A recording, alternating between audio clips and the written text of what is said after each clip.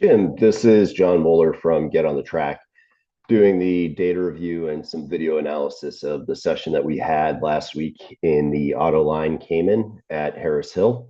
I wanted to break down effectively the different inputs that we're looking at when we're driving the car and hopefully provide you some valuable information and feedback on what we can focus on in the next sessions and how we can improve your driving as we move forward with our work together.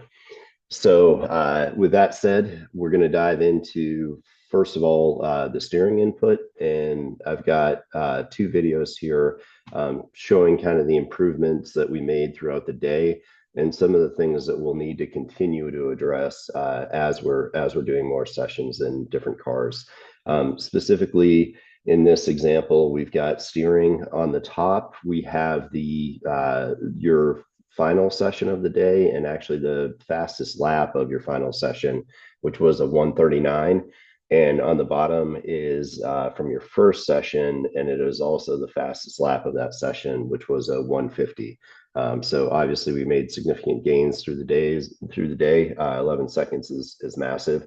But what I wanted to call out is I wanted to show the improvement that we had in your steering. It went from a very jerky, very, for lack of a better term, a lack of confidence in your steering input to a more smooth and progressive input with the maximum angle coming close to the apex. Now, the inputs still aren't perfect, but I do obviously want to call out the progress that was made, and I think this video does a pretty good job of that. With that said, I'm going to go ahead and let it play. And here we're entering turn 4 at the top of the hill. And I want you to just see how in the top you're committing to that steering angle. You've definitely turned that car in. It's a nice, smooth, progressive kind of dip down into the steering angle versus on the bottom, we're going to see it's really almost as if you're questioning that steering input. And we see a fair amount of movement on that steering wheel where it goes in. And then here it's pretty consistent for both.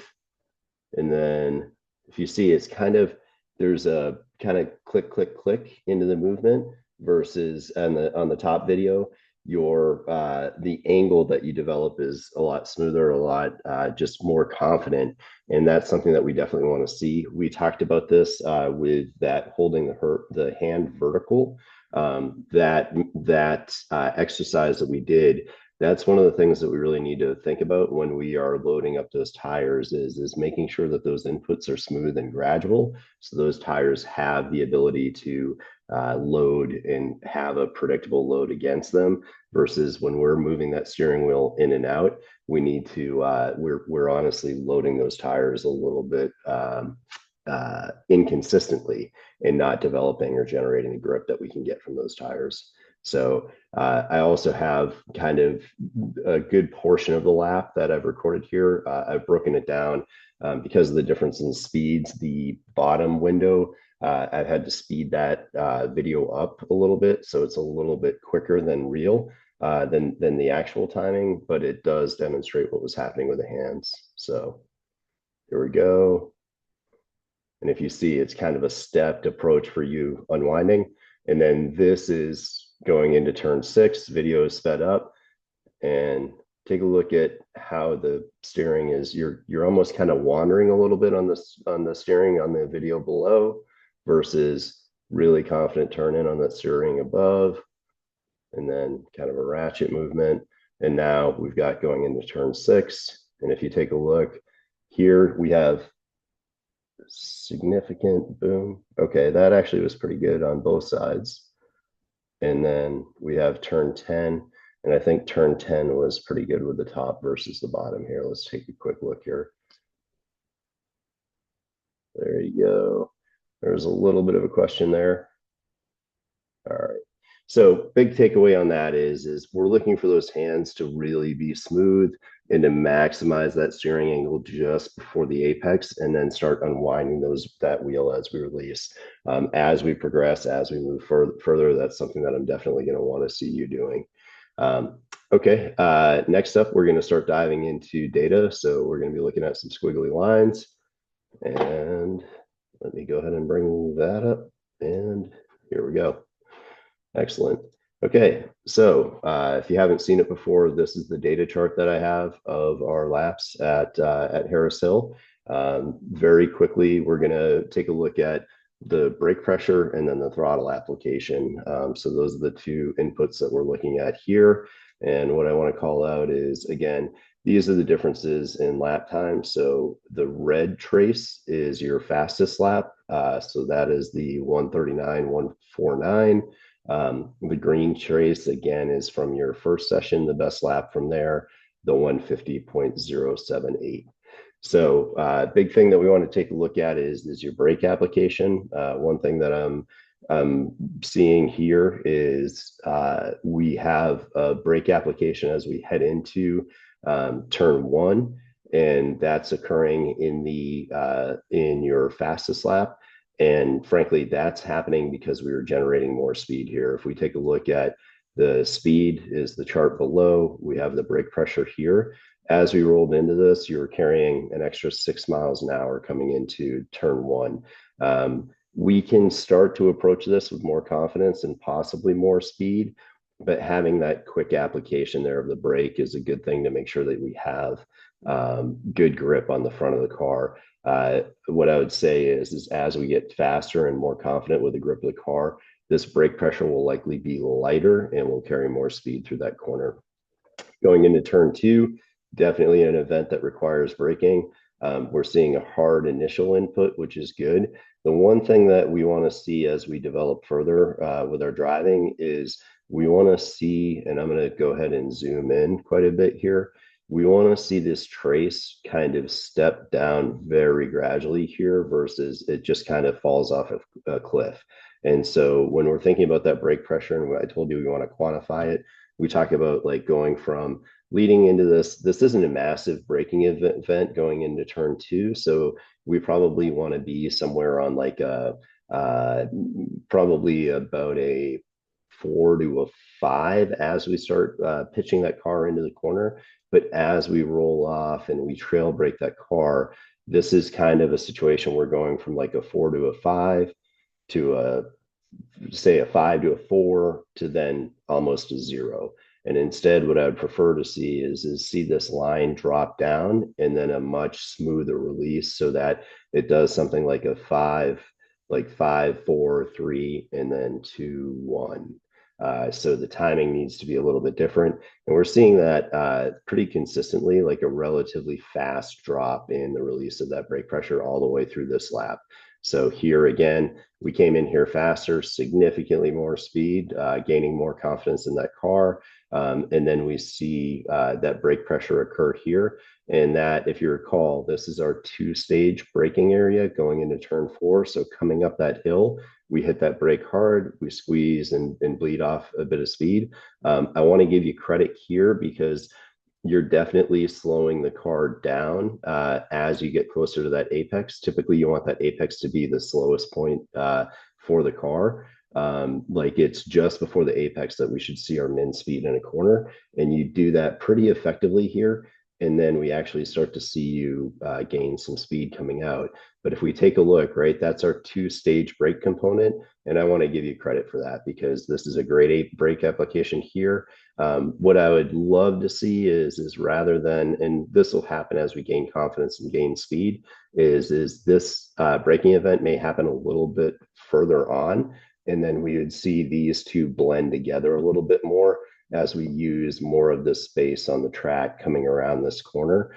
So effectively, it would go from like a off or on, then off and on the brakes to just a point where we come in, we go for like a 7 or 8 on the brake pressure as we're peaking on the hill. And then that rapidly drops down to like a 4, 3. And then we carry that 3 and then 2, 1 down to the apex. So basically, this chart would go from being a spike and then a complete off and then back on to a relatively big spike and then a nice, smooth, gradual roll down as we achieve the speed here. And what that would do to this line is it would actually shift our braking point further out here.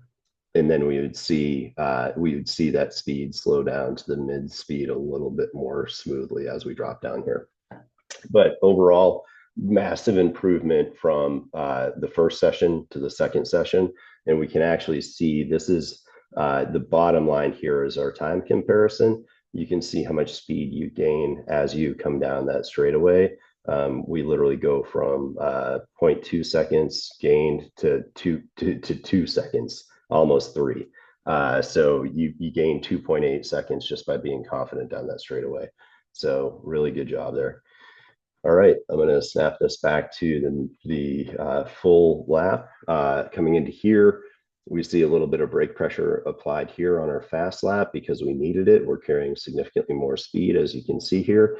Again, this is pretty good. I think this is a relatively light braking event, so we're not too worried about the trailing off. But here is a little bit better example of that trailing off where we're releasing that brake pressure just a little bit more smoothly. I'd love to see just a little bit more of a long tail here. Almost, if you will, it's kind of a reverse parabolic curve. So just letting that brake pressure ease down as we come into 7 and turn into turn 7 here, continuing that brake very lightly, but just up to that min speed point before the apex here. So definitely would like to see that here. Very happy to see no braking here. So you're comfortable getting the car to carry speed through there. And then turn 10, this is another place where we could definitely see some trail braking coming down to the apex. If you take a look here, we've fully released the brake basically at about the point that we're turning in. We want to be able to carry some brake pressure, a very little bit amount of brake pressure, almost all the way down to the apex. So just something to focus on brake pressure. Just start thinking about making that release more gradual and a little bit smoother again, so we get that kind of reverse parabolic turn or curve rather with the brake pressure falling off. So brake pressure, we've run through that. Next up, what we're going to take a quick look at is we're going to take a look at our pedal position. This is actually what we're doing with our throttle foot.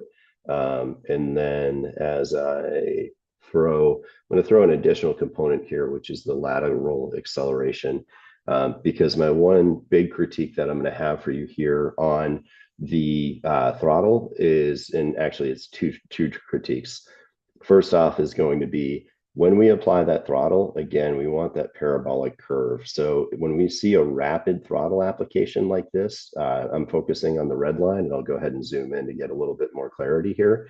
But when we see a rapid throttle application like this right here, and we see it ramp up, and then we see a quick drop like this, it means that we've gone to the throttle too early. I think you've read enough of the books to understand that that's definitely something that we want to avoid if at all possible. And so instead, what we would want to see here is again, kind of going with a numeric quantity here. It seems like you went to, well, actually, we can quantify it with the percentage, but we're at 30% throttle already here, and that's well before the apex. And so there's a little bit of a rush here where you're then accelerating the car, and then you're actually giving up speed here, which means we're actually exiting onto that straightaway slower than we could be. So we're giving up a lot of speed by exiting or by applying that throttle early and then lifting. Whereas if we were at like 5% throttle to here and then could get up to, say, 45 or 50% throttle here as we're coming through and around that apex, that's actually going to give us a better opportunity to gain speed down the straightaway. On exit, every mile an hour that we gain means a significant advantage in time. We can see that here in your lap comparison, right? So you've got 6 miles an hour here between your fastest lap on the first session and your fastest lap on the third session. That's where we gain that 2-second advantage between the two laps, over 2 seconds. And so again, if you can imagine, if you were able to exit here with another 4 miles an hour, we could probably gain another second down the straightaway. Going back to it, that's going to bring me to my second point that I'd like to see on the throttle. One of the things is once we do get onto that straightaway, I want to see a bigger commitment from you on that throttle.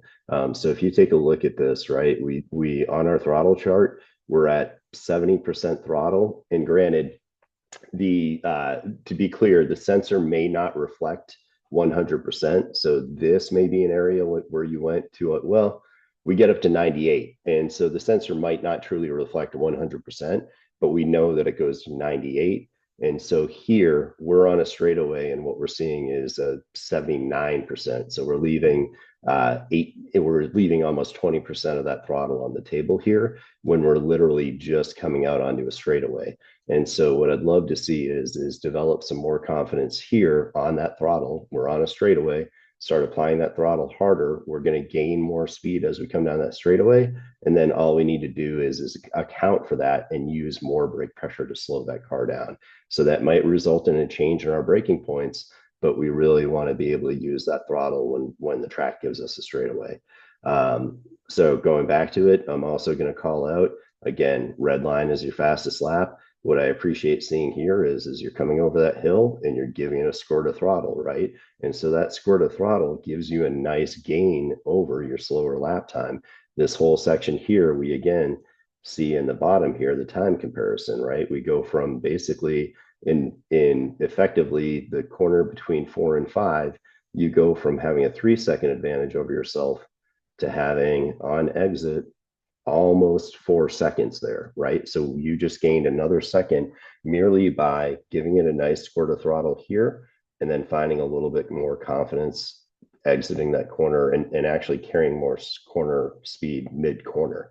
And again, then same thing happens here. I'd love to see a slightly more gradual application of that throttle here. Although the one thing that I'm pretty pleased with is if you look, even though there's a little small pullback here on that throttle, it's very minimal, and the whole time you're applying more and more throttle. So that's actually a better example of doing a really nice job with going to that throttle and committing to it and having the timing right.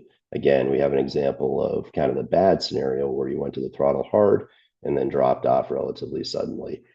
Instead, I'd love to see this progressive motion on the throttle, squeeze and that pedal down to the floor. And then here, again, this is a straightaway, Jim. We got to carry good speed through here. We've got to use that throttle and we've got to take advantage of what the car allows us. So when you're at COTA, that's another thing. When we see a straightaway, we want to start going to the throttle with confidence, right? That's going to give us more speed as we come through here. I've also thrown in the lateral acceleration here just to give you an idea of how and why we can carry more speed. So as we come through this apex in turn 6, which is a very high speed corner, we can see the whole corner. We can literally see the turn in. We can see the track out on this straightaway here. So we see that entire corner. We can carry confident speed. We can really carry throttle and speed through that corner. And if you look here, the reason I want to show the G chart is we're seeing our G's maxed out at like 0.8, almost 0.8 here, right? And so that gives us an idea of how much lateral grip we're generating as we come through here. So that's on a high speed corner. You're generating 0.8 G's. If we take a look at other areas on the track, we can see that there's much higher spikes and much more capability from the car. So for example, right, turn 7, we literally see 1.13 Gs, right? And so by looking at that and being able to trace that, we're very clear that there is more speed to be had through this corner. And that allows us, that gives us, or should give us, the confidence to be able to carry more throttle as we come through there, right? So if you look here, that throttle goes up, we spike as we exit the corner, and then we see a very sharp drop in that throttle all the way down to 0 as we lead up to that apex. And then we see the throttle pack back on through the apex, and then a final little squeeze as we set up for that braking point for turn 7. So here, I'd love to see way more area under the curve here, way more throttle application. All right, as we exit turn 7, going to call it out again, right? Going to the throttle a little bit too early, going to it a little bit before that apex, and I'm actually going to use Google to zoom in a little bit. So typically at turn 7, and when we go back there, we'll have a chance to play with this. Typically at turn 7, I want to see you start squeezing the throttle down at the start of this red and white curbing here. So on this second, not the first set of curbing, but the second curbing through here, that's the actual apex. As we come through here, this is where we should start seeing the throttle slowly start to squeeze down. And so what you're going to see, right, is right here. That's a little too early. And we can confirm that it's a little bit too early, because as you actually get to where I would suggest putting the throttle down, you have to back out of that throttle, and you've had to pull back in order to make sure the car makes that turn. So be a little bit more patient on that throttle and then start squeezing it down. Being fast on the throttle doesn't make you fast. Being patient on the throttle and knowing that you can squeeze it all the way to the floor when you time it correctly, that is going to make you significantly faster. So just something to call out. That's a really good example of that throttle application. Now, if you take a look here, as we come through turn 8, we've got some more speed to be had through here, but you are generating quite a bit of grip through here, right? We're seeing it max out right around 1.0 Gs. That's a fair amount of grip there. And what I like seeing here is look at that throttle application. With that red line, we're literally just seeing a nice incremental application of the throttle as you gain confidence and let that car eat going into turn 9. Now, one other thing, I'm going to go ahead and call it out one more through turn 9 is we're seeing you relatively hesitant on the throttle here. There's a lack of a commitment here. And I do get it. It is a scary corner. That's a high speed corner. We're doing 77, 78 miles an hour as we go through there. But take a look at our G levels, right? We know the car can generate 1 G. We're at a little bit over half as we're coming through the meat of that corner. And so that should give us confidence to say, hey, you know what? I bet we can carry another 4 or 5 miles an hour through there.